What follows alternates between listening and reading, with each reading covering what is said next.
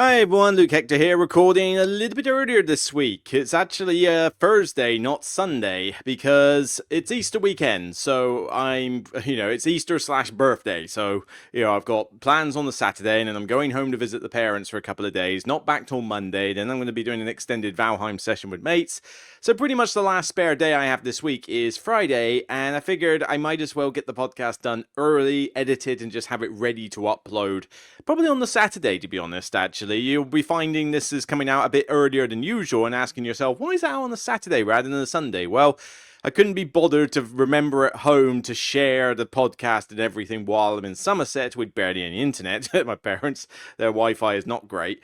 And I just figured it'd be easier to do it on the Saturday morning when I'm still at home before I go out for my birthday meal and, sort that out. I mean, it's just one group of mates that I'm doing something with, and it's mainly because at Casa Brazil you get to eat for free. So why would you not do that on your actual birthday? So it's like free food of a, barbecue meat nature. So I do love it. It feeds me for the entire day pretty much. But I don't really celebrate my birthday that much. I mean, back in the day when you were in your 20s and your teens, birthdays meant a lot more.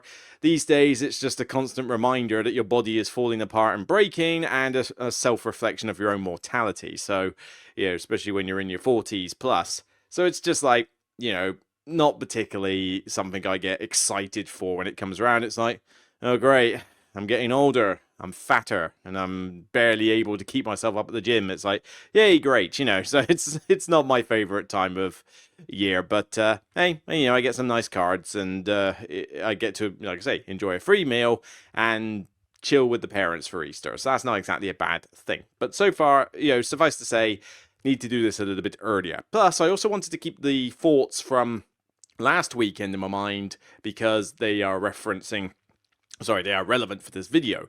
And last week I was at Shape Battle and Roll. Great little convention held locally by some people I know, and it's held in the Doubletree Hilton Hotel in Southampton twice a year, usually end of March and usually around end of October or something, or actually start of October usually. Start of October, end of September time, and end of March, start of April time, depending on dates, is twice a year, and it's just it's nice. It's well run. The hotel can be a little bit hit and miss with stuff, although they are improving. I think their food was a bit better this time round, and they are starting to improve the whole situation with their coffee machines. You basically pay a certain amount for the whole weekend, and you can have unlimited coffees and hot chocolate and stuff like that, which is not bad. It's value-wise, it's not the best, but it helps the convention, and it means you haven't got to worry about finding money or doing a honesty pot or anything like that. You just pay a flat fee for the whole weekend, stamp your wristband, and then you're good. So it's handy for someone like me, but it does involve having to drink a lot of hot chocolates and decafs because I can only drink so much coffee. But it's a decent one. Board Game Extra sets up there as well, so you get to say hi and buy some cool stuff, pimp up your games. And it's a good social gathering of gamers, particularly people I know.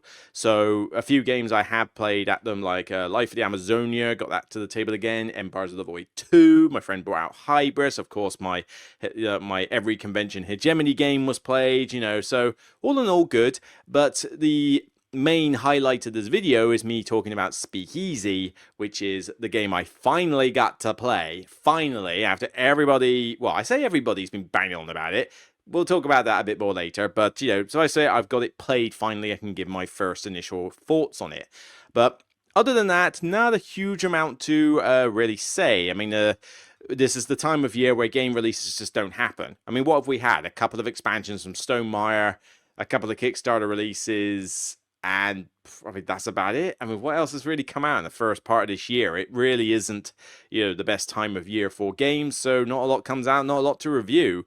So since last time, all I got was the Chapter 2 core set for Arkham Horror LCG, so that was definitely worth talking about, and proving to be pretty lucrative in terms of views, actually. So thanks for everybody who has watched that and commented, particularly about the point where I said, who sleeves encounter cards? That just seems like a waste of time. Apparently, a lot of you do, so fair enough.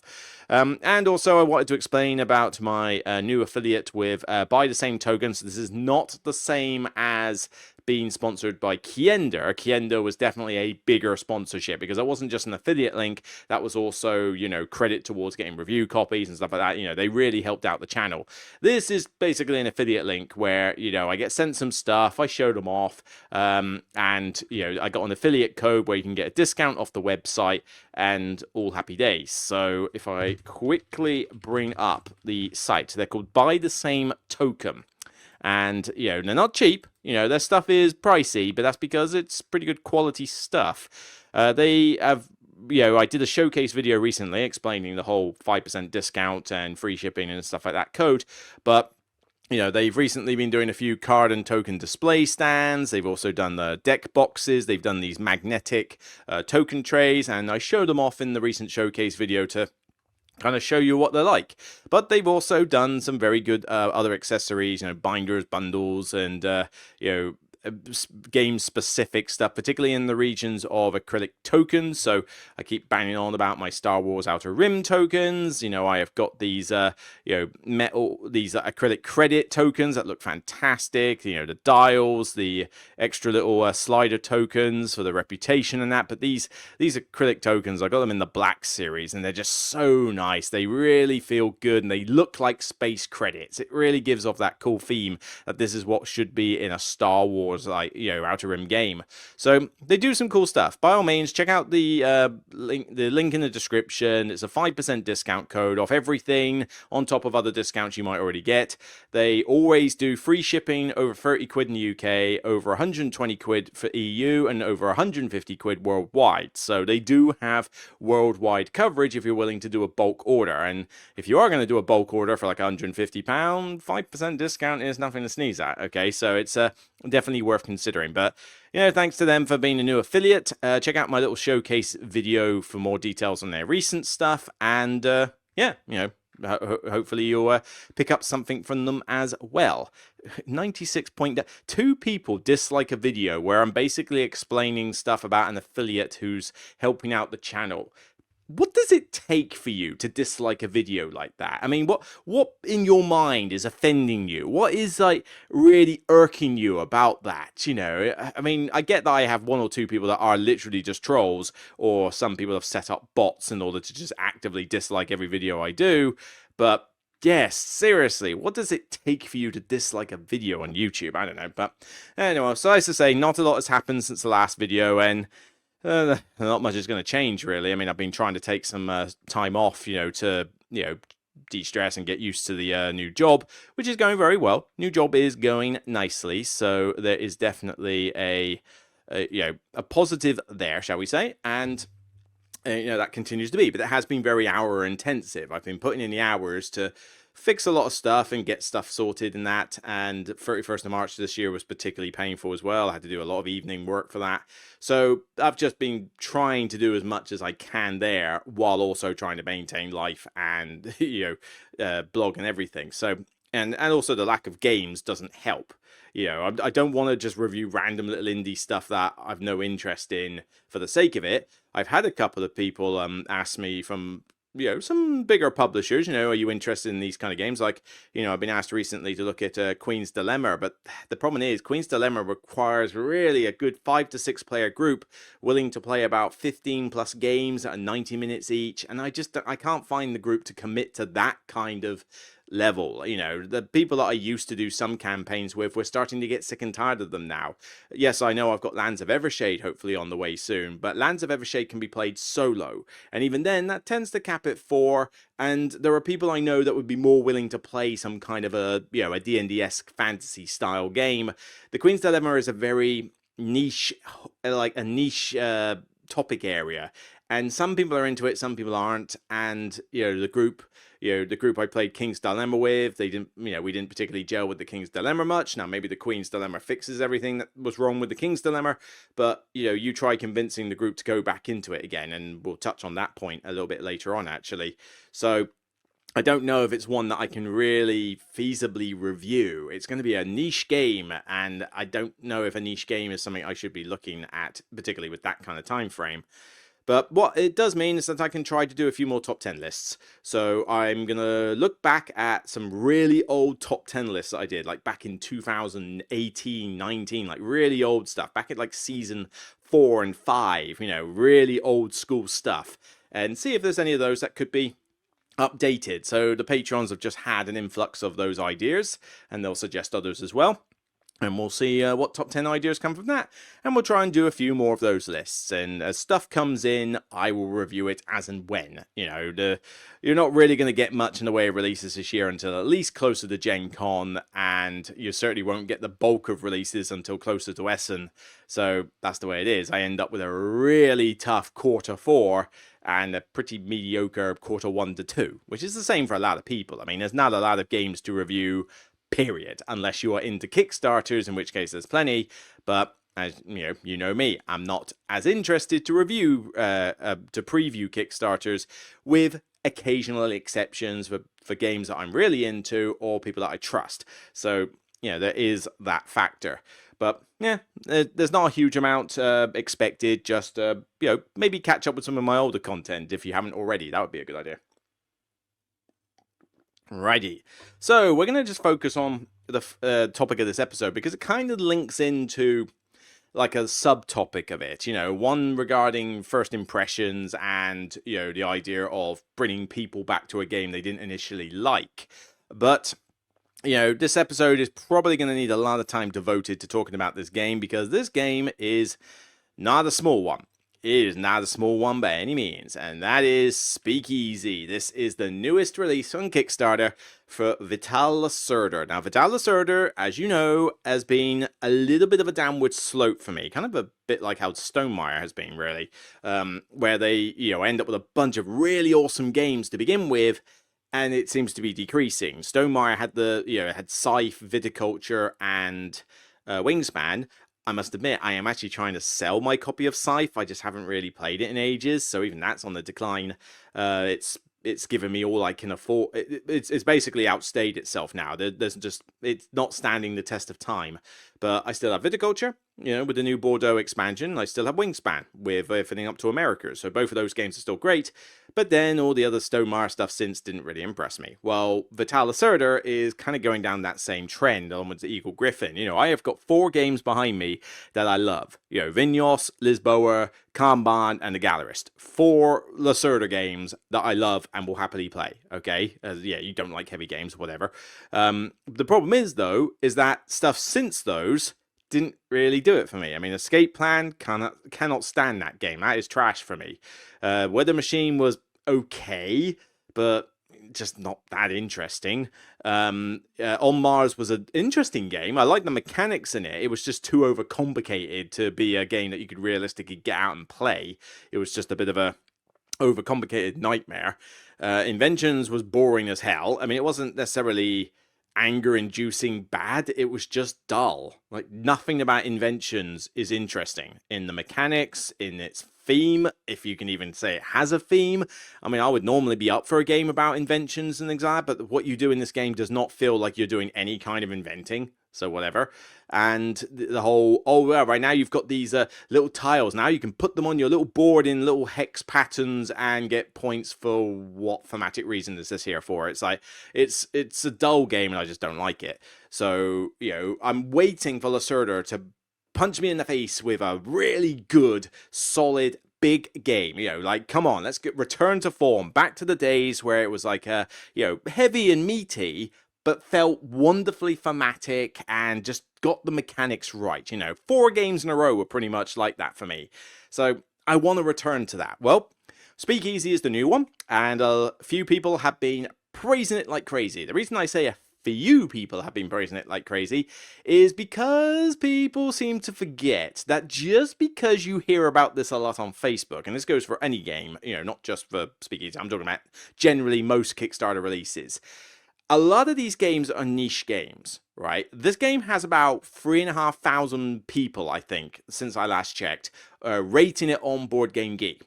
3,500 people is not a lot of people, and Board Game Geek is a site predominantly used by hardcore gamers. The casual gamer does not use Board Game Geek. So you're basically saying that out of all the hardcore gamers that we have in the world, only 3,500 people have actually rated this game. And the game has had distribution now. We've got it in the UK, we've got it in the States, we've got it in the European countries now. So this game has got into the hands of people, and people are talking about it.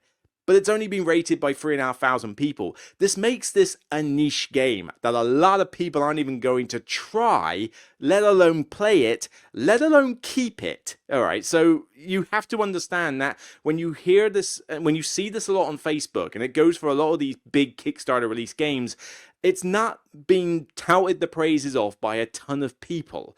It's being shouted at loudly by a few people who are just very loud. That's how a lot of this stuff is. And you look at other games that have been rated by like 80,000 people or so. It's like, yes, I don't like Brass. Okay, I don't like the Brass games. Meh. I understand that why some people can like them, I just don't. But they've been rated by a lot of people, okay? So there's a lot of people who like the Brass games, okay? It's not just a select few. This is liked by a select few. So, as much as I keep seeing this on Facebook turn up on solo Facebook groups and even like some multiplayer groups every now and again, although I will say predominantly solo, when I see people talk about this game a lot, it's typically solo players as opposed to group, which to me suggests that it's better solo than it is multiplayer. I don't know. Be interested to know your thoughts on that one. I've not played it solo. But one thing I will stress right now is that this is first impressions only, okay? I have had enough of people like taking, and we're talking mega fans here of the game or something. I mean, this is one thing you have to bear in mind with these niche games, okay? These niche games are not just liked by a few people. They are salivated over by a few people. And I mean salivated to the point where they practically need to be treated for rabies. It really is a dedicated fan base for games like this. Meaning that if you even remotely hint that you are possibly going to criticize anything about these games, you will be stabbed in the face with a pitchfork. It will happen. And trust me, I've had my fair share of pitchforks literally just by putting a few random comments on my Facebook page and Instagram. That's it. They weren't even like my full thoughts collated. They were just like, oh, here's a few good things, here's a few bad things. The second you mention the word bad, instantly you are pitchfork in the face. It's really crazy. And these people are not willing to dispute these things. They are just out to, tell you this is how it should be, accept it. Like my way or the highway. If you don't accept that this is the highway, you're on the wrong path. It's crazy, mad. I mean, you can hate every single game in my top 10 of all time. Fine. That doesn't bother me. You're not wrong for hating on my top 10 games of all time. I may disagree with your thoughts on that matter, but you're more than welcome to dislike them. And some of your dislikes, your reasons for disliking my top 10 games of all time, might even be valid points. There is no such thing as a perfect game, but fans of this game will have you believe that it is perfection in every way possible. No game is perfection in every way possible. Not even my favorite game of all time is perfection in every way. My 10 out of 10 ratings are purely to say it's a benchmark game, that I will compare this to other types of games that it does. It does not mean the game has no flaws, because every game has a flaw somewhere. There's always something there. You just have to take off your fanboy glasses and have a look at it more critically than getting excited in the moment. So these are first impressions, okay? If you love this game, fantastic, keep playing it. If you hate the game, fantastic, hate it. I mean, we all have opinions, but I've got to play this as a consumer who's not actually bought the game. Okay, so I haven't had to pay £150 to buy this monster, so I'm not goaded by, so not goaded, that's not the right word, I'm not influenced by the fact that I've spent a ton of money on this product, because, let's face it, stuff that costs a lot of money does influence you more to like it. It's very difficult for somebody to spend like £150, £200 on a game and say it's bad. How many people said Iridia, the Lands We Dare Tread or whatever it was called? How many people said that was a bad game online? Not very many. Game also costs about £200 to buy retail. Go figure. Coincidence? I'm not so sure. So you gotta be, you have to notice these kind of things. But at the end of the day, it's based on one play. People will have you believe that you are not allowed to review a game until you've played it 5, 10 times. Well, yes, that's true. I agree with you. I'm not reviewing this game, though. I'm just giving my initial thoughts. They could be thoughts that would change upon subsequent plays. If I was to review this game, I would play it a good 5 to 10 times before I reviewed it.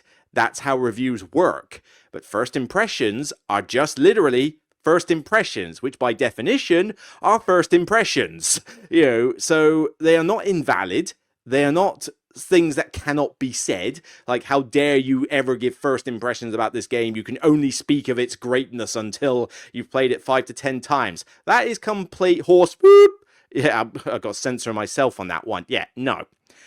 Anybody can talk about this game with first impressions, and frankly, given how much of a monster this is in terms of price, distribution, length of time required, investment, yes, you're probably going to have a few people say first impressions because most people won't ever play this game more than once, so deal with it. Anyway, 10-minute rant over and disclaimer.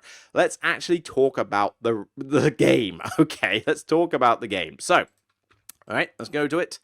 This is a Lacerda big strategy game. 1 to 4 players. It says between 50 to 180 minutes.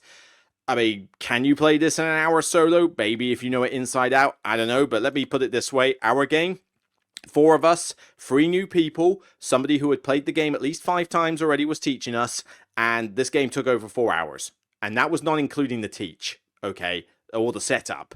So 3 hours is probably wishful thinking at the best of times. This was easily a 4-hour game for us. It took a long time, and so 50 to 180 minutes is a bit of a wide spectrum, but don't think that you're going to be playing this in a tiny space of time if you've got new players or you're learning it off the bat, even for the first few times. Now, this is going to take a while, okay? How the hell is this rank 329 with only 3,500 ratings? I mean, that doesn't... Stupid BGG system. Anyway, so the idea is that this is a 1920s themed big Euro victory points or the like during the era of Prohibition. So Manhattan was basically, subject to mobsters and that kind of style. And, basically, Manhattan was divided into different districts, and a different mobster was responsible for handling that district's business operations within it. So all these different mobsters.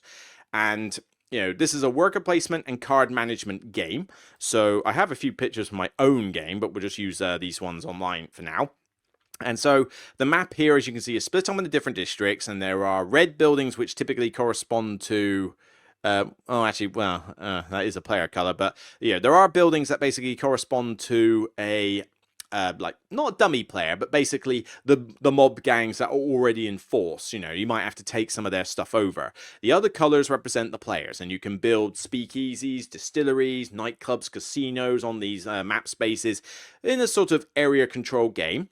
But with these distilleries and some of these little trucks that you've got here, you're able to produce alcohol and ship it to some of your other establishments and sell it off for money.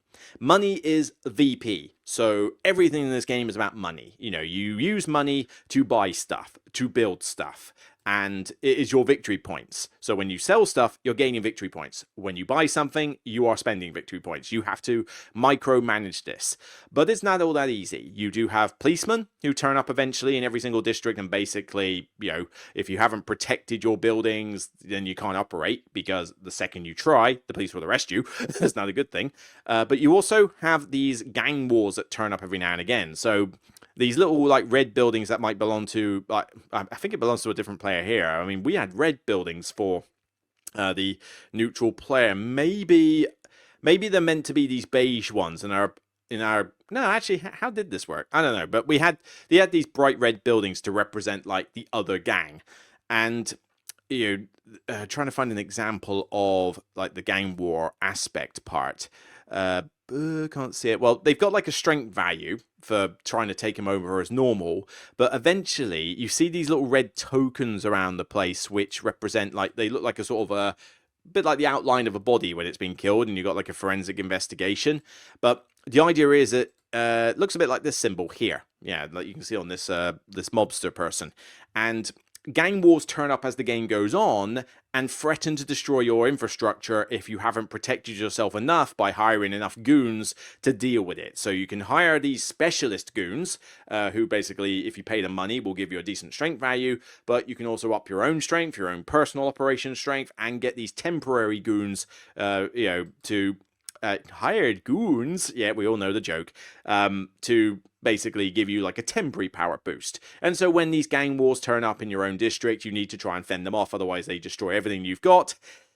More on that a bit later. And as well as dealing with that, you also have some other aspects of the game, like these cards. You play these cards, they give you leverage, this little shield, which allows you to try and protect your own infrastructure easier. But they also have special effects on the left. One of them at the bottom is always constant for that type of card. The top one will vary. These can give you more family members, let you move your truck for deliveries, get you helper cards, which are these little cards here that give you a bonus at the start of your turn, as well as set collection for extra points at the end. It helps you build stuff. You've got tracks to level up, which let you produce more, sell more, get more family members. I mean, there's a lot in this game, and I haven't mentioned everything. I mean, you've got books that you can save up. So these books allow you to, that might be a prototype one, I think. These little books that you collect can be placed on little spaces around the board to fulfill objective criteria. So do you have 3 speakeasies, one in every different zone of the board? Yes. Cool. Put a book here. You'll get $20, all well and good. And, there's a lot going on in this game, okay? And, let's start with, good aspects first. This is a meaty game. It's a very meaty game. There's definitely a lot of thinking going on here. This is a good and bad thing. We'll get onto the bad stuff later, but in a good way, this game is going to make you think. You're going to have to really think about a little bit of forward planning, because not only are you trying to think, right, well, what am I going to do on this turn now? I also need to bear in mind that at these stages of the game, we're going to get a gang war here, we're going to get a policeman there, and you do know when they're coming, so it's not like it's a complete surprise, but you have to prepare for it. And so trying to think, right, how am I going to prepare for this while also doing the business of buying and selling alcohol, or fulfilling this objective here, or attacking this boat here, all these different aspects. And planning for that is cool. It's a meaty game. It definitely feels like a Lacerda game at the end of the day. The theme of the game is probably another positive. Now I'm going to stress right now, when it comes to different themes from movies and books and things like that, when you get to the very low end of the scale for me, you find mobsters, the mafia, and all that stuff. I'm really not into this stuff. And it affects my ability to enjoy the game a little, because I can't really get into the theme as much. But I'd be lying if I said the theme wasn't there. It's represented a lot on a lot of this artwork. It's definitely got that style of, the mafia bosses and that. It's got the names. It's got the whole fact that you're dealing with money. It's prohibition. It definitely has that 1920s feel. The artwork, promotes it as well, although... Again, we'll get to that in the bad section. But, there's a lot of stuff in this game that does help to promote that prohibition feeling. Now, I will stress, and I was a little bit taken away by this as well as a friend of mine, this is not a game about buying and selling alcohol. It really isn't. The game is set in the prohibition era, but you don't do a huge amount of buying and selling of actual alcohol, or producing and selling alcohol. There's not a lot of turns in this game. You're not doing a lot of what you think you might be doing. This isn't viticulture for Lacerda. I would argue you actually produce and sell more alcohol in Vinos, the wine game, than you do in this one.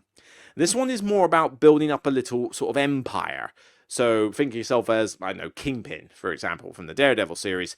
Or Marvel in general. And the idea with this is that you're not just concerned about the producing and the selling of alcohol, you're also concerned about the protection of your buildings and where your buildings are, the area control aspect, and some of the objectives that you can claim.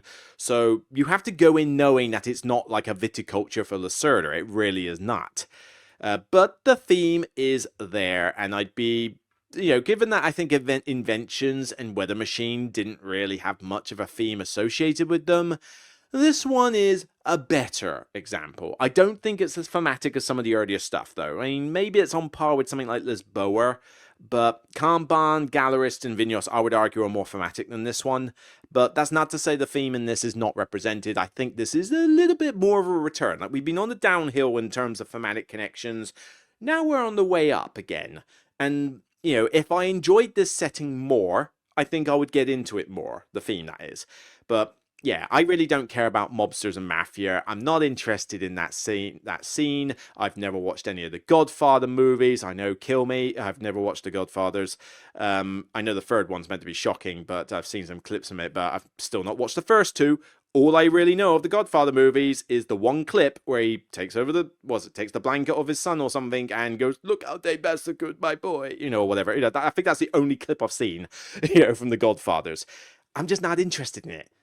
And even like my favorite aspect of the whole mobster thing is literally the guy taking a Tommy gun out of the violin case to shoot people up. I like that aspect of mobsters, but apparently that's not even actual mobsters. A friend of mine who was who I think they were playing the game at the time, or was it the teacher? I can't remember, but I think it might have been the teacher of the game. The mobster thing with the violin and the Tommy gun isn't actually part of this setting. There was apparently a photograph ages ago that had somebody with a Tommy gun in a violin case as a one-off, like it was just their way of hiding it. But movies and the media and Hollywood and stuff basically took that photo and glamorized it as part of the whole scene. So now it's a stereotype that it's all about the violins and Tommy gun cases and stuff like that. But that's not actually how it happened back then. It's a glamorized, romanticized, styling tweak. And I didn't know that. I mean, I didn't expect everybody wandered around with violin cases and Tommy guns, but I thought there was definitely that sort of thing. But no, apparently it was just a one-off, and we just associate it with this theme. So, my favorite aspect of mobsters in general isn't even a proper mobster theme. So, yeah, what have I got left now? But, the theme is represented, and that's a good thing. Okay? I would also say the graphic design is not bad in this game. The graphic design, as you can see here from some of these action spaces, so basically you can go to these action spaces, there's maybe 1, 2, or 3 slots on each one, and you do the top bit first, and then the bit at the bottom. And, it depends what spaces you go on as to which parts you do. So if I go on this guy here on the left, I get a book, and then I build 2 speakeasies or distilleries. If I go on the middle lady, then you level up one of your tracks and then build 2 speakeasies distilleries. But then you flip it to the other one and you always have to build 2 nightclub or casinos. But then depending which character you chose, you might be playing a card, playing a purple card, or leveling up a track. So the action spaces work in that fashion. I think for the most part, 90% of it, there are a few symbols that are a little bit hard to tell what they are. The graphic design is done pretty well. This is Ian O'Toole's shtick, okay? I don't think he's the best artist in the world. And I know people are going to have my head off for that. We'll get onto that later. But graphic design, I didn't really have trouble understanding the stuff on the board with the help of the reference guide that you've got, which is like a little booklet, to know, right, that's what that means over there. Oh, that's what that probably means over there. And maybe I didn't get all the icons right. I said 90% of it is pretty easy going and intuitive. But, that's pretty good going for a game of this size. So he does a good job with that. Decent enough. Trying to think of other good aspects. There is definitely different ways this game can play out, and this is one of the biggest defenses that the fanboys of this game will bring up, at the expense of other games. I was told that hegemony was scripted. At that point your argument is invalid, but I do see that this game could have different ways of playing it. I mean, if I bring up the photos from our game, so when was this? This was the last, so this was the a finale of our game, and I won the game. I have no idea how I won the game because I thought I was doing badly, with about 408 points. Okay, so this was that. Now, as far as I'm aware, we did every rule correctly in the game. Okay, we were taught it by somebody who's played it 5 times. I got one rule wrong, which hurt me a bit during the game, but that was, I would say, more my fault than the teacher's fault. The other person, on the other hand, I say was the teacher's fault, but we'll get onto that. So I understood sort of like how the game played. I just didn't have a clue as to how I was supposed to do well. I just picked a route, picked an aspect, seized a couple of opportunities here and there, and went with it. And my focus was on the tracks on my board and the books and sort of like objectives. So I cared, and the helper cards. I cared more about the card play as I played this. I only produced 2 barrels of alcohol. I sold them eventually, but I only produced 2 barrels. Because I had a situation later on in the game where I got a rule wrong about how the policemen work and how protection works. And I thought, because I protected against the policemen, I'm also protected against gang wars. The teacher didn't make it overly clear, especially to a friend of mine, but, I'll just say maybe I misheard him at the time, that, gang wars and protection aren't the same thing. You need to have the strength of all the actions. And I was 1 short, annoyingly, and so I ended up losing my distillery. Thankfully, we were playing the friendly variant where I could rebuild it, but there just wasn't any point building it because there was only so many turns left in the game, and I just thought, whatever, I'll just do other things. But yeah, I got a bunch of the helper cards, some good high-value helper cards. I was paid money to, I never got to assault a boat, but people paid me to do it. But mainly, I think the reason I did well was because I was able to nab a few of these book spaces. You can see one here for like protection racket, and there's one of mine over there in the corner for the track. I leveled up the infamy track, which is basically all your different attribute tracks on your board. Every time you level up one of them, you level up the infamy track, and it gets you other bonuses and unlocks. I was really fast tracking those tracks. So I got up the infamy track quite quick. It meant I had more money for selling. It meant I had more book spaces to do. I grabbed a couple of these objectives, these green tiles in the middle. I was able to do a couple of those books. So I made up my points from that. Now, other people did more producing and selling. You can see that yellow in particular, I think my friend Matt did quite a bit of logistics. Produced and sold quite a lot of stuff, albeit at relatively cheap prices, but produced and sold quite a bit. The teacher was the purple player. So the purple player did a fair bit of logistics as well, and a bit of, that kind of thing. You might be wondering, why can't I see much of the blue player on the board? We'll get to that in a bit. And so, yeah, you can see my board here. So I leveled up the purple track last, but, got a bit of strength, got a decent amount of family guys early, so I could do protection a lot easier. Leveled up this track, and focused entirely on cheap buildings. I didn't build a single nightclub, didn't build a single casino. They just seemed too expensive. So why not just build the cheap stuff that gets me bonuses I can use? So I just focused on cheap stuff, and that seemed to work. Now, granted, I got away with murder, because you'll notice in this particular photo that I'm the only one. These red ones are the neutral buildings, right? You'll notice that I'm the only player in here.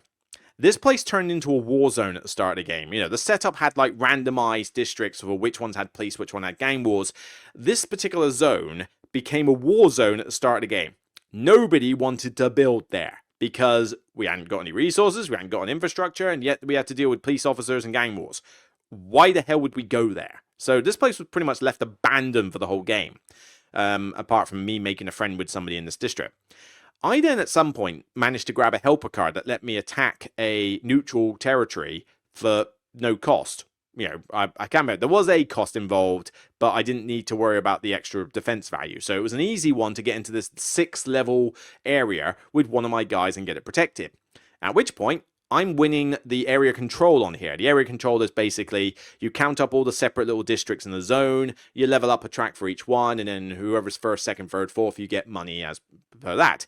Well, obviously, the neutral player was winning that zone all the time, but I was always second place, which was still 25 money for at least 2 different gang wars. That was $50 I got from this for literally just having one speakeasy in it. Now, veteran players would have probably said there was no way we would have let you get away with that. Fine, but that's just the way this game went, okay? So, and even then, you might have stopped me getting 50 points. I may still have easily got 30 or 40. I won the game by a good 50 points compared to the teacher. I think the teacher I think was maybe the high 300s, and I was the 408. So maybe it would have brought things closer, but I think I still had a 30-odd point lead. So maybe it would have made a difference, I don't know. But that's kind of the game arc as we played it. Now, what I'm getting at here, and it's positive, is that the game arc could be different in a lot of games. I could play the next game and focus really hard on the whole prohibition thing. So buying and selling of alcohol. I could really go nuts on trying to attack the boats. I wasn't able to attack a single boat in this game. Oh, that's my hegemony game. I wasn't able to attack a single boat, because every time I put guys down thinking I'm going to go attack a boat, somebody just comes in and nicks the boat off me. Pays my guys, but they only pay you $1. who cares? It's not good for you as points wise, and you get to miss out on attacking a boat. So it's kind of annoying. But they were grabbing these like little crate tokens, and I wasn't able to get a single one. Next game, I might try to focus more on that. Another game I might focus on one particular zone. Another game I'll do less of the books and focus on cheap leverage and stuff. So, there's not like a ton of different ways you can play this game. I mean, you are mainly either focusing on area control, the producing and selling of alcohol, and to a mixed extent, the books and objective stuff. Although the books and objective stuff you should be looking at just generally, but you might focus really hard on it. So you're mainly doing one of two different game arcs with a side helping of the third. But the game could change out differently based on where the police turn up, where the gang wars turn up, what players are like, what objective tiles are out on the board. There is definitely an evolving game arc that happens in this game, throughout the game, and adds to the replay value for future games, from what I'm seeing here. From what I've observed of other people playing this game, because I have witnessed, I have watched other people play this. It's not like this is the only time I've come across this game. I've watched other playthroughs and watched other friends of mine play it, but this is the first time I have sat down and actually had a player board in front of me. But no, I could see this one being like, if I play this again 2 or 3 more times, I would be able to try something pretty differently on each of those times, which is not a bad thing to have. That's pretty positive, okay? Right. So we said a few positives, and we need to go on to a few negatives. Actually, sorry, took a drink there. Actually, another little positive I do like. I mean, the card play, I'll say more positives, actually. I do like that card play. When I was talking about, the different cards that you could play for their actions. I like that aspect of the game, actually, because I was focusing a lot on that, and I found that to be entertaining. You're trying to collect a bunch of these helper cards that give you bonus actions. That always feels cool to be able to do more in a turn. You've only got 11 turns at the end of the day, so I'll take whatever I can get. But I enjoyed playing with these cards that allowed me to do like specific actions, because you don't always play these cards. You draw one at the start of every at the end of your turn, but what these cards do depends on whether you take the action spaces to play them, and I was trying to play a lot of them, so I enjoyed that aspect. I thought that was pretty cool. And was there another part related to the cards? I mean, the helper cards, as I said, pretty cool. I enjoyed the use of the helper cards. I thought they were a nice way to get more actions, more stuff done, and they just felt kind of fulfilling. I'll also say the component quality is pretty solid. Before I get onto my first negative, I will say the components are great, but you are paying over £150 for this game, frankly. If the components weren't good, then why are you paying that kind of money? There's these big meeple things here. You've got the temporary goons that are all wooden, all these wooden buildings, dual layer boards, even though they give you a weird tile to put underneath it to make it easier to slide cards underneath it. It's kind of weird, but they've never had to do that before. But yeah, you've got a lot of wooden pieces around. You've got a few cardboard pieces. You've got some thick tiles. But you can tell that there's probably not necessarily £150 worth of stuff in this game. And I must admit, I probably would have preferred to play this with the clay chips rather than the money that was in the game. The money in the game is pretty basic. But yeah, overall, it's a pretty good production quality. So let's get on to the negatives. Don't kill me with pitchforks just yet, okay? First thing, I mentioned the component quality is good. But I'm sorry. I get that the actual pictures themselves are good. Like, they're good quality pictures. I can't draw for toffee, okay? The actual detailed imagery of the characters and stuff is good. But I still think this game's ugly. Look at this picture. It is a smorgasbord of muted blues, yellows, green, and browns. Every color is darkened and muted. It doesn't look good. Now, granted, it looks better than Escape Plan did. Escape Plan was an absolute hogwash mess. But this isn't exactly a looker. I mean, some of these photos have been brightened up to try and make it look a bit brighter. Trust me, it doesn't look this bright when you have it in front of you in person. But the map doesn't look that good. I mean, I can't tell the difference in any of these districts. This is meant to be Manhattan, all right? Okay? I don't know Manhattan's map very well. I don't know. I've never been there. But all these districts look exactly the same. I would not be able to tell you the difference between any of these places. It just looks like a very generic map. A lot of this game is mostly tracks and symbology, which doesn't necessarily, help with the whole artwork side of it. I like the cards. The cards have some cool stuff on them, particularly these song ones, or whatever they're called, the ones with the saxophone on. I like the fact they have these kind of advertising bumps. So there is some good artwork here. And even then, I'm not saying that this artwork is bad. These baddies here, they all look good. Okay. But it's the color tone I don't like. It's the fact that everything is muted and darkened. I mean, you could get some seriously nice color in these, good backgrounds and stuff, but instead the tile is basically a shade of purple. It's like somebody took some really good photos or made some good paintings and then slapped an Instagram filter on it that ruined the whole look of it. I'm not gonna defend it to the death in a sense. If people think that this is, these photos are giving it more, I think, more credibility than it has up close. But I don't know. Like I say, these pictures are good pictures. So I'm not saying the artwork's bad. I'm just saying that the game just looks a little bit ugly. I just think it just needed more bright colors. Get it to pop off the table. You play something like Kanban and the Gallerist. Those games just pop off the table, especially Kanban with the white background, the cars and everything like that. That one looks gorgeous by comparison. And, I've played games lately like Empires of the Void. Empires of the Void 2's map. Oh man, it is a thing of beauty. I mean, so much color just pops off the board and it looks great. This one doesn't really draw the eye. When you get up close and personal, you can see, oh yeah, actually this is pretty good. This is a pretty good picture of this guy. Yeah, I think this is very detailed art. But it doesn't draw you in because at long range, it looks ugly. And the map is ugly, full stop. I mean, the stuff that I say is good artwork is basically all the character models, right? And stuff on these cards. This is the good artwork. I just wish it was a different style. But the map is dull, boring, and doesn't look good at all. So some of this I do think is objectively bad. But the rest of it I do think is objectively good. It's just a styling problem. So I get that if this is your style of art, you're going to love this and think it's the most beautiful thing in existence. Then cool. It's eye of the beholder at the end of the day. I'm not saying that this is, god awful and, the artist should be ashamed or anything like that. It's like, no, this is solid art. I'm just not a fan of this muted style. And if you are, then by all means, love it. I'm not going to, go too mad about that. Now, the table presence and the length and the setup. Holy moly. This is a long friggin' game that demands a lot of your table. This is a, big solid table. This is like the jumbo size gaming table that you see this being played on here. I think this might have been an Essen, I'm not sure. Spiel 24. Okay, fine.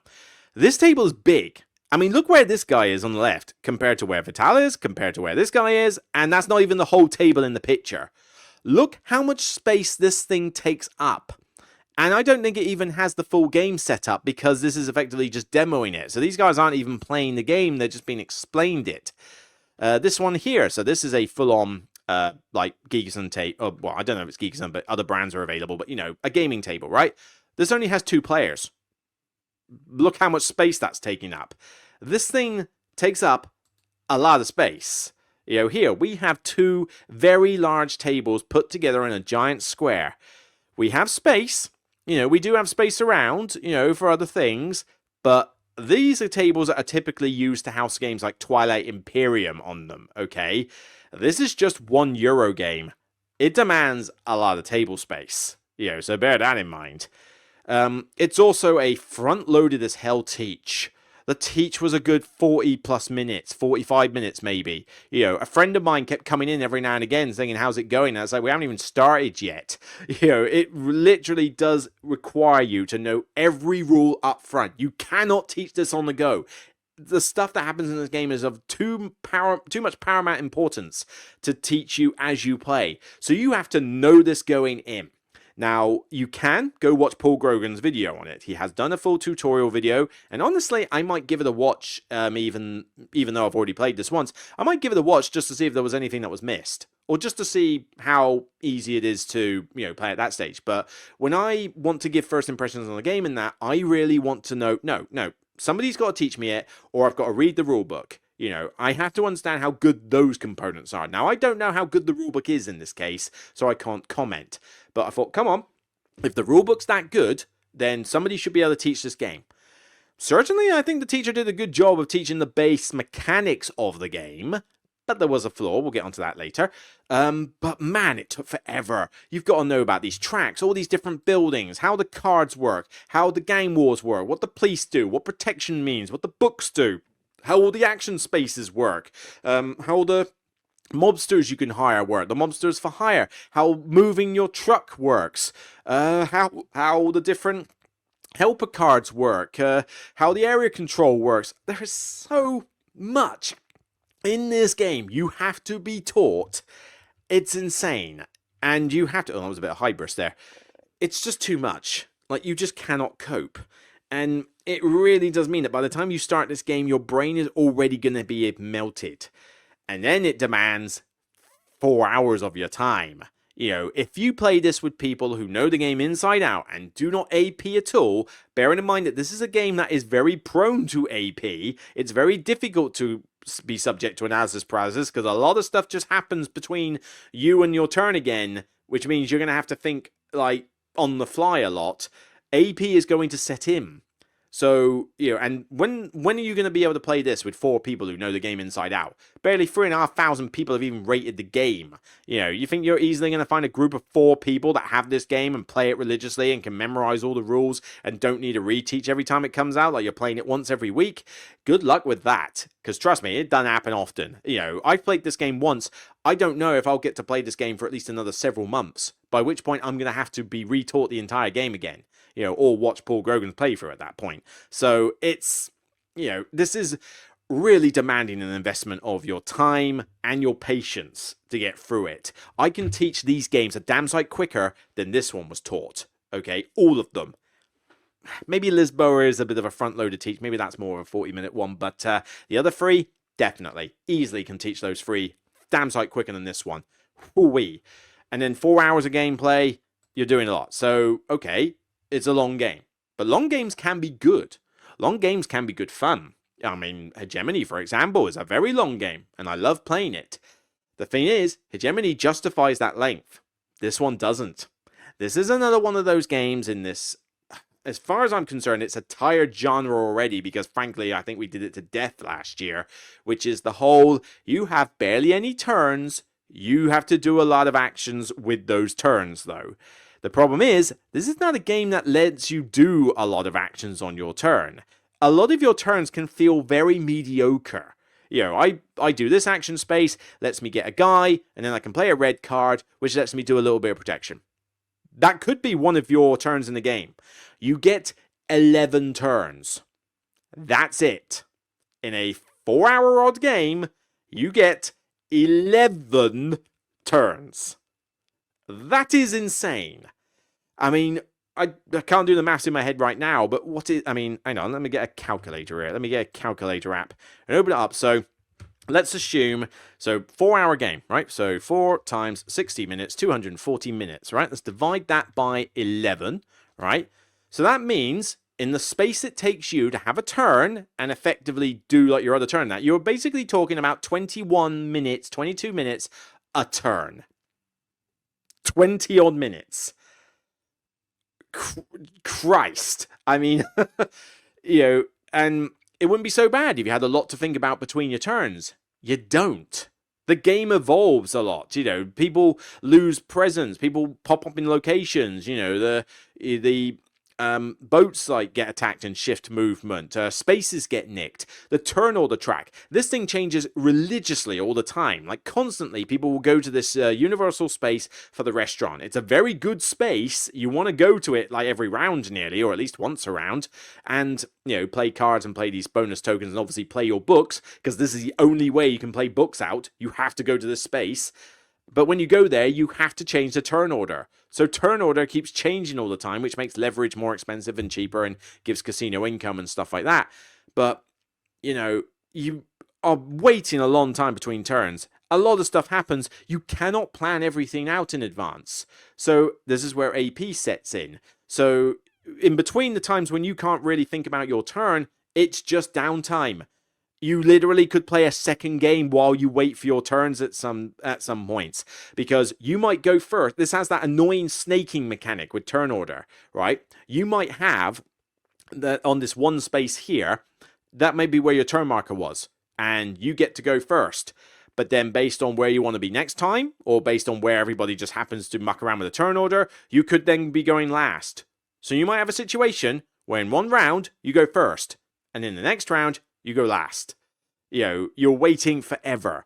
Now, you do take it in turns to do a Meeple thing. So 1, 2, 3, 4, 1, 2, 3, 4, 1, 2, 3, 4. But, at the end of a round, when you're putting your last Meeple down, and then you realize you're going last, you put your Meeple down, and then 6 turns are going to happen before it gets to your turn again. It's a long wait, doing mostly nothing. You're not really that influenced by what other people are doing, other than whether they're messing around with your area control.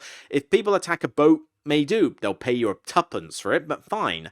They'll take action spaces, no different than any other worker placement game. But for the most part, you're doing your own thing. You're mainly concerned with other players if they happen to pop up in your area and fight for area control. Otherwise, it's standard Eurofare. Like, you took an objective space before I did. You took an action space before I did. You grabbed a bonus before I did. That's basically what it boils down to, which is pretty much every Euro game out there. So there is an amount of interaction in this game, but I wouldn't say there was crazy amounts. I never felt like I was really that interested in what the other three were doing. Particularly, like in this case, I was over here in this district getting a bunch of points.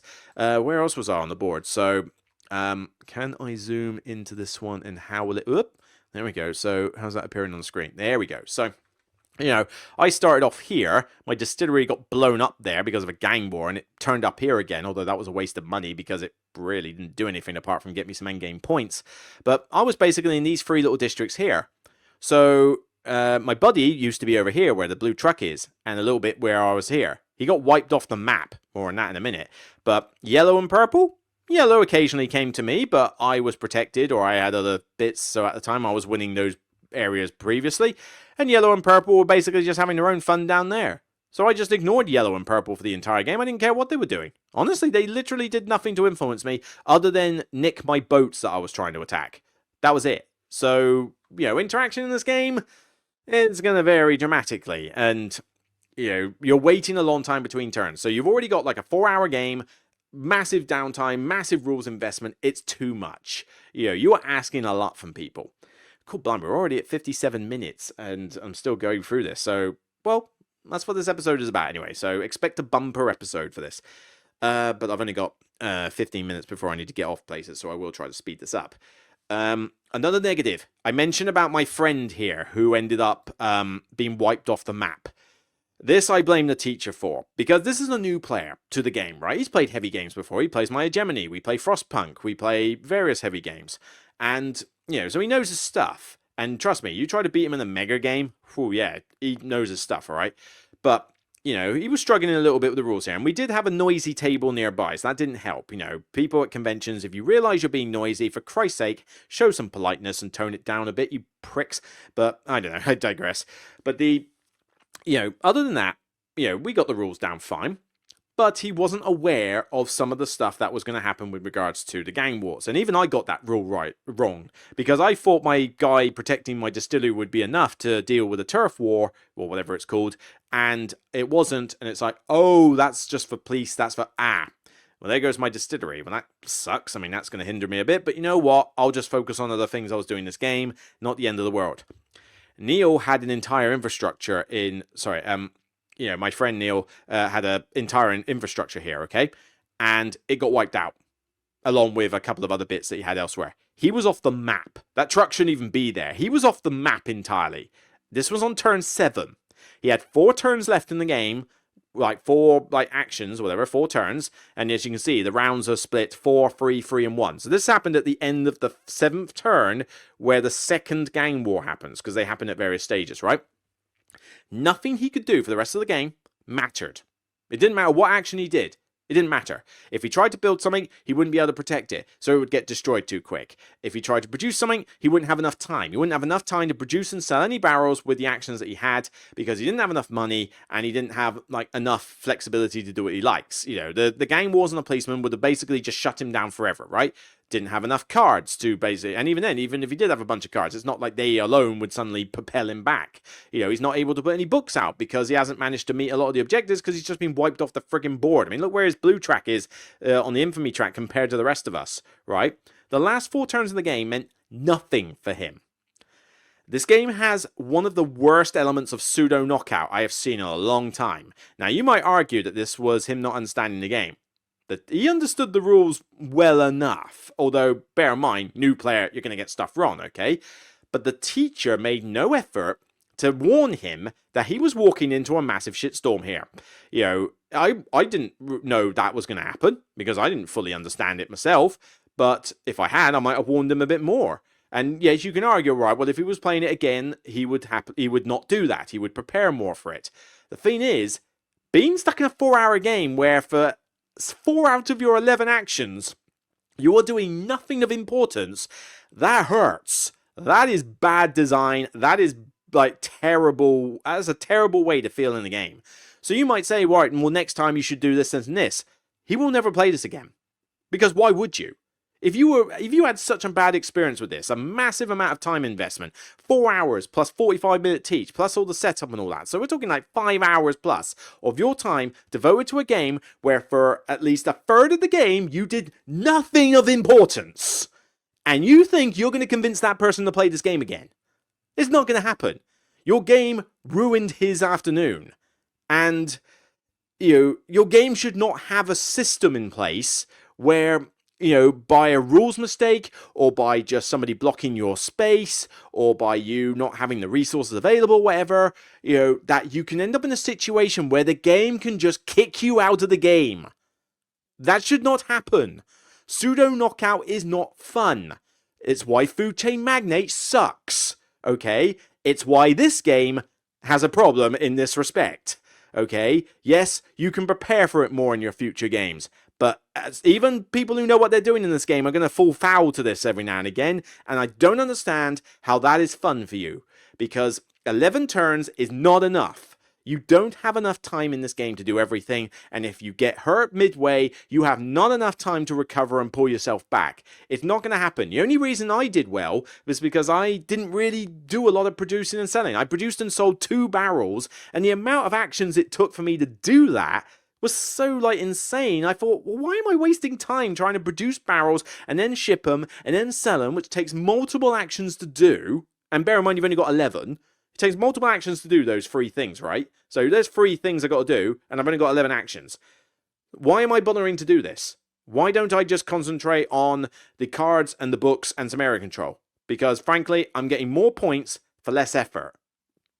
So I didn't really care about building the distillery until the last turn where it got me a few extra endgame points. That was the only reason that's built there. You know, and this hindered my enjoyment of it because I thought I was going to have a game about buying and selling alcohol. And instead, it's more of a property real estate game. You know, yes, you could probably have a game arc where a lot of people try and buy and sell alcohol. But it's not the focus point. And my friend wanted that as more of a focus point as well. And it soured our experiences. It certainly soured his. And I felt bad for him because I know what pseudo knockout feels like in games. It's horrible. It's a horrible feeling and no game should ever introduce it. But this one does. And you could easily get caught out. Your first game of this could be one of the most monumentally frustrating experiences of your life. And you're expected to invest that kind of time in it again. I mean, maybe if you were to play it immediately straight after, good luck if you want another 3 or 4 hours of your time spent playing this straight after you've already spent 5 hours dealing with it the first time. But man, I mean, I hate that is in the game. That is not a good thing to have. So I've mentioned before about how I thought it was going to be more about the alcohol producing and selling part. One other issue I have is that as much as I accept, okay, the game is not entirely about that, it's about building a little empire, a lot of your focus with these 11 actions, bear in mind you don't have they don't achieve a lot in these 11 actions, really. When you think of the grand scheme of the game, not a lot gets done in those 11 actions, but a lot of that time is spent protecting your stuff, because the gang wars can absolutely decimate you if you're not prepared for it. The police will be everywhere, so at some point you are going to have to protect your establishments, and probably sooner rather than later. And for the prospect of area control, protection is better than non-protected, so there's an emphasis to do that.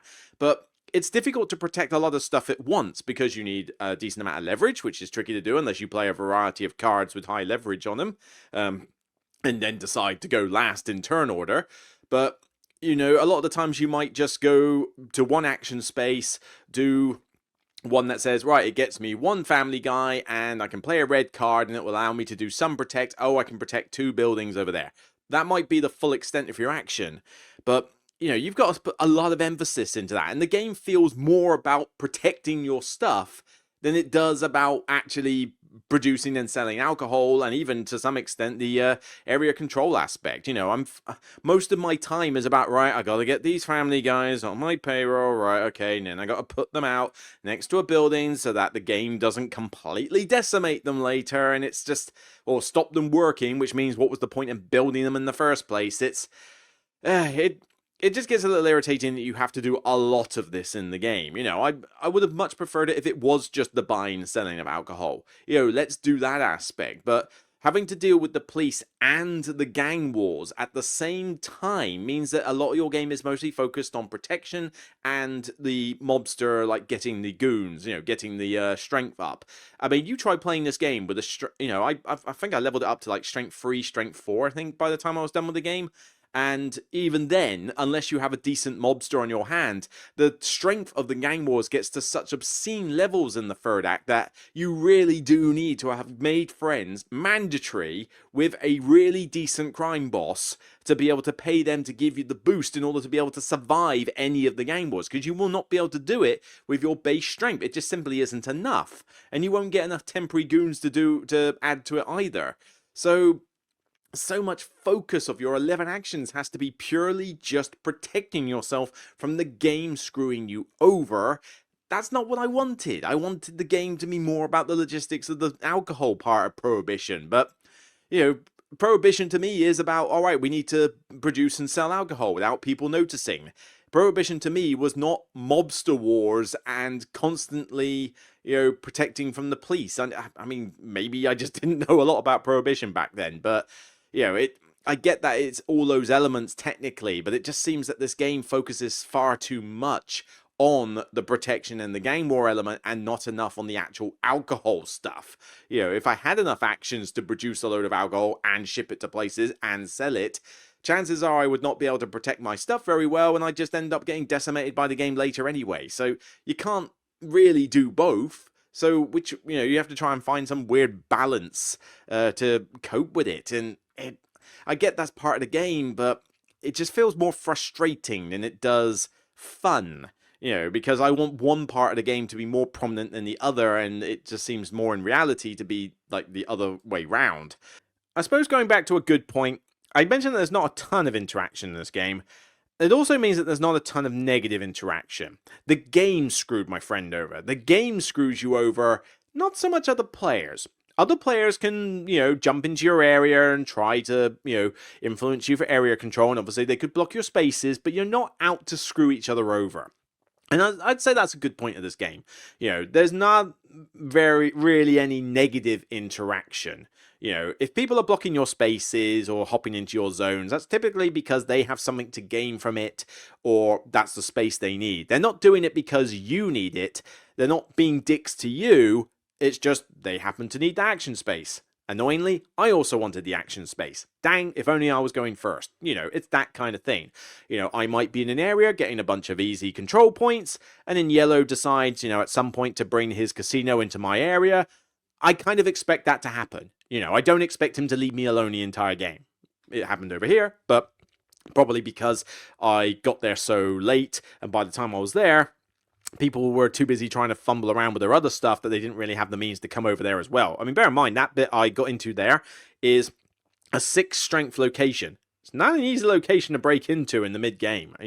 Late game maybe, but that's only if you hired a pretty dang good mobster to help you out and are willing to spend the money. So, it wasn't easy for them to sort of just pop in.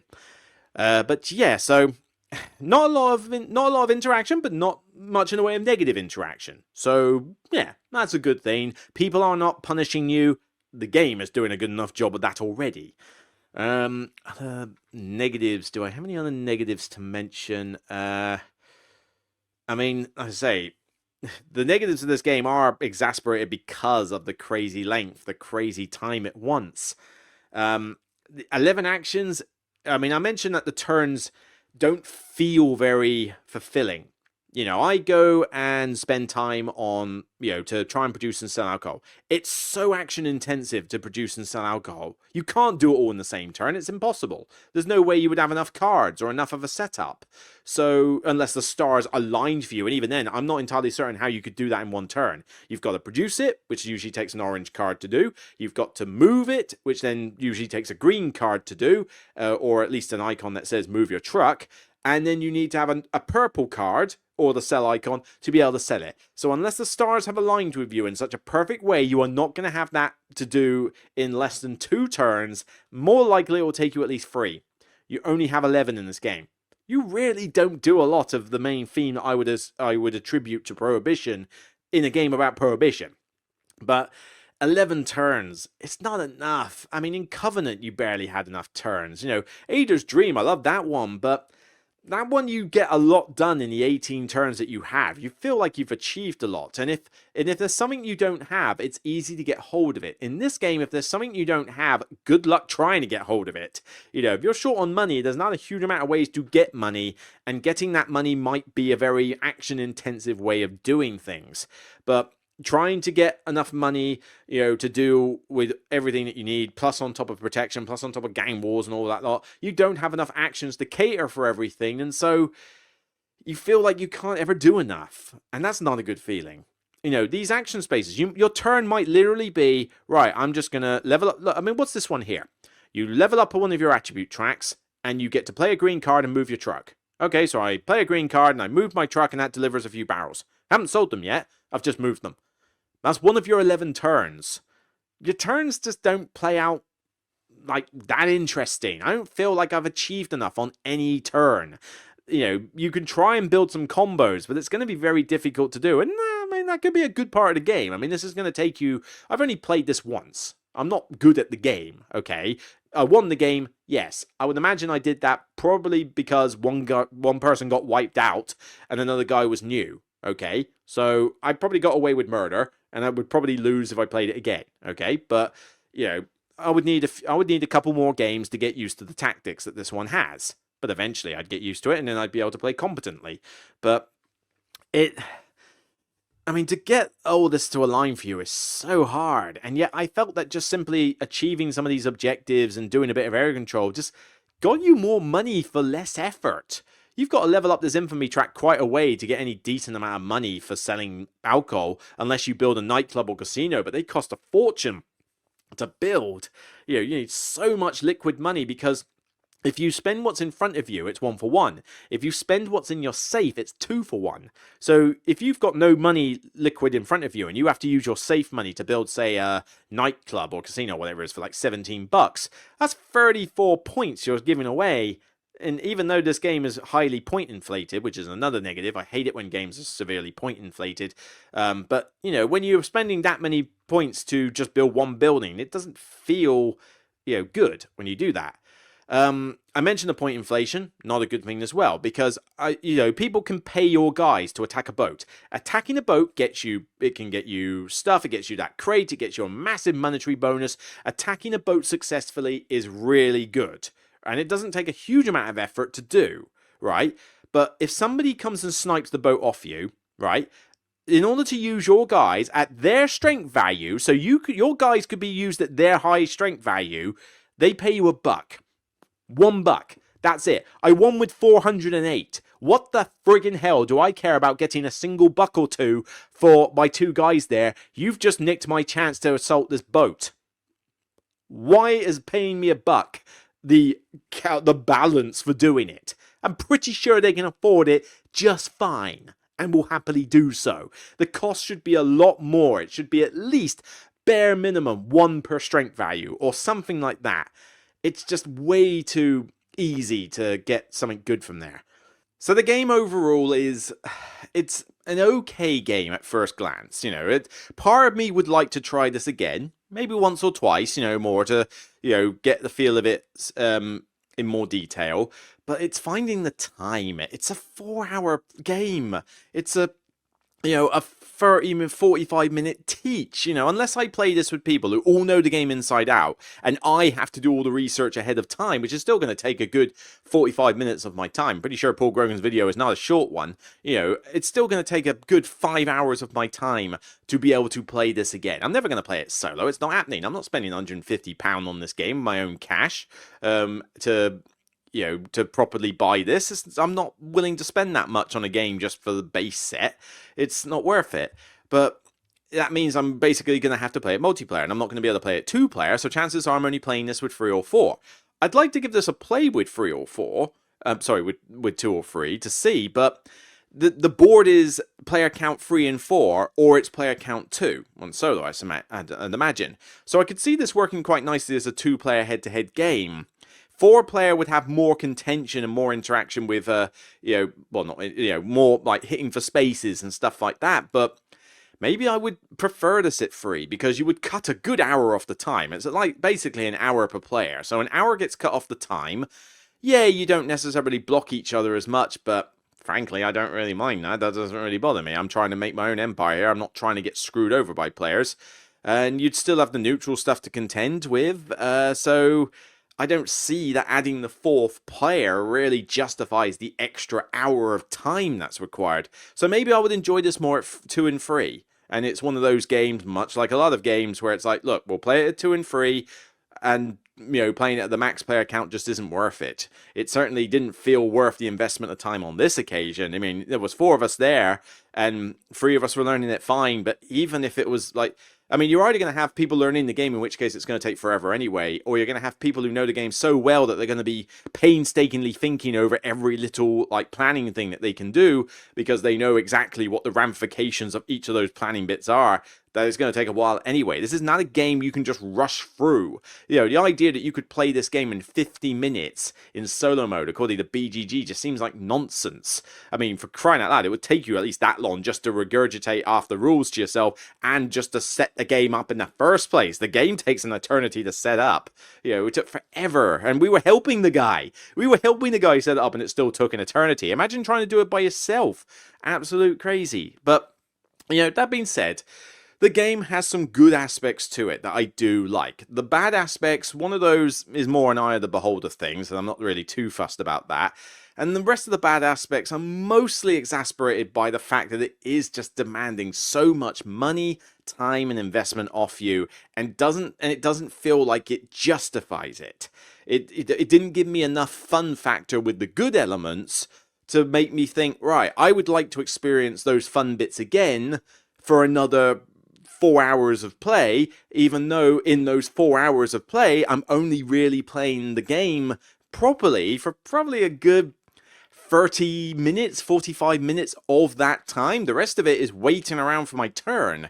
So that much downtime, that much investment, that much money, that much to go by just to experience a few nice little meaty bits here and there, and some half decent theme and all that lot. I'd rather just play one of the other Lacerdas, honestly. So, first impressions, I would say it's kind of an average game so far, like a 5 out of 10. It's not bad. I would play this over, I hate Escape Plan. I would play this over Inventions, because I think Inventions has less wrong with it, but Inventions is just fundamentally dull. It's just too boring. This one isn't boring by any means. It's just got a few more frustrating parts than Inventions, so it's kind of, which one is preferable. At least this one has some fun bits, whereas Inventions doesn't really have much of those. So I would rate this above Inventions. Not quite as much as Weather Machine and On Mars. I think those two are more enjoyable, and, On Mars requires the same amount of crazy investment as this one. But you're not going to hold a candle to the 4 behind me, Lisboa and Vinhos and Kanban and all that. This is in a this is in a completely different time zone compared to those ones. It's just not going to happen. But, so it sounds terrible because I'm effectively saying that this is my... If we don't count CO2, because CO2 is a weird one with Lacerda, and not very good anyway. But if we exclude that, we're still saying that this one on first impressions alone is my third worst Lacerda, because only Inventions and Escape Plan fall below this one. Maybe On Mars could fall below this one, because that one is a little bit too hyper complicated with its rules, but those two are kind of tuffling around. But still, we're still talking the bottom half of Lacerda's range. As much as I love these Lacerdas behind me, this one just didn't give me... It felt like a Lacerda, but it didn't.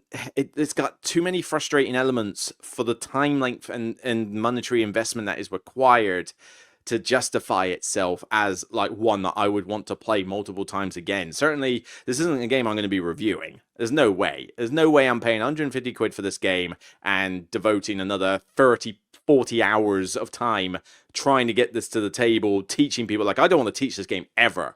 The front-loadedness of the teach, I would go mad. My voice would be gone trying to teach this game at any convention on top of anything else, or even on a game night. There's no way I could do it. So it's not a game I'm going to review. It's just one that I'm glad to have played. I'm glad to have ticked it off the bucket list and gone, this is Speakeasy. Okay, I have now given it a decent play. Here's my first impressions, and my first impressions are meh.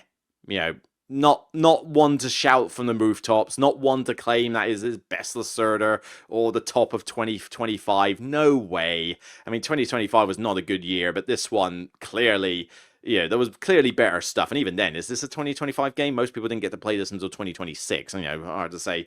But, this one was a game that I'm like, cool, I'm glad I've tried it. But if I never played it again, I ain't going to lose any sleep over it. So it's a 5 out of 10 for me on first impressions, okay? Just first impressions. Maybe it could go up with more plays. I don't know. But I just don't think there's a reality where I would have the time, space, and patience to be able to give this another like 20 hours of play, just to find that out. It's just not going to be desirable. If you're going to make your game stupidly long, stupidly complex, you've got to really pull people in. You've got to draw people in for that. And games like Hegemony and, Great Western Trail New Zealand and Ark Nova and a few other long games I like, they justify bringing me back in. The things that they do well are so good that they draw me back in despite the fact that it's long. And even then, New Zealand with 4 players can take a bit too long. Underwater Cities, another long game I like. Again, you play that with 4 players and you are gouging your eyes out waiting for the game to end because it takes way too long at that point. Games have really got to justify that extra length. And I don't think this one does. If you cut the length in half and made this like a 2-hour sort of Garfield length game, I reckon this could be pretty sweet actually for that sort of length. But with that much downtime, that much sitting around not doing very much, the snaking turn order and all the investment required, 5 out of 10 is as best as I can really give it at this point.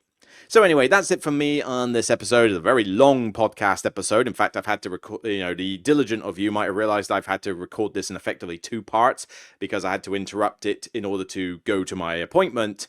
And then I've come back and now I'm recording the end of it. So, yeah, this one took a while to do, but hey, enjoy this bumper episode of me giving a very detailed overview of good and bad of my first impressions of Speakeasy, a very popular game with its fans at the moment. Some of you may never play this game at all, in which case this episode was probably useless for you.